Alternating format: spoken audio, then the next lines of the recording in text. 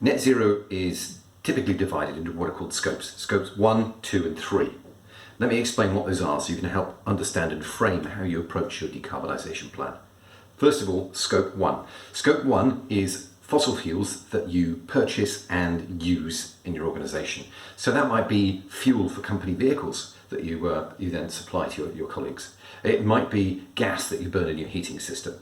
That's typically Scope 1, and that's normally not a massive part of your footprint, but a controllable one. Scope 2 is typically energy from the grid. So it's when other people are burning fossil fuels on your behalf, in this case to create energy. So Scope 2 is your electricity-based emissions. And the good news is that's decarbonising fast. It's not going to get to net zero by 2030, which is arguably what we need to achieve, but it is going to get down fast. So it's one of your easier tasks to cover.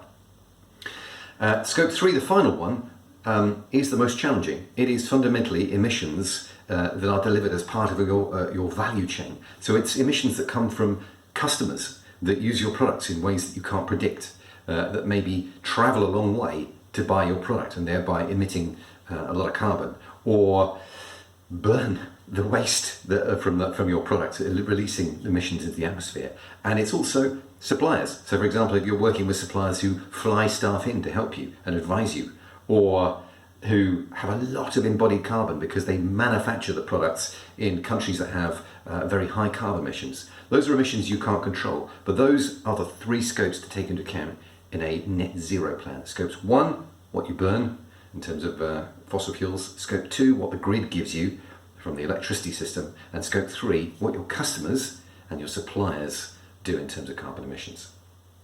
Next stop, how to put a plan together.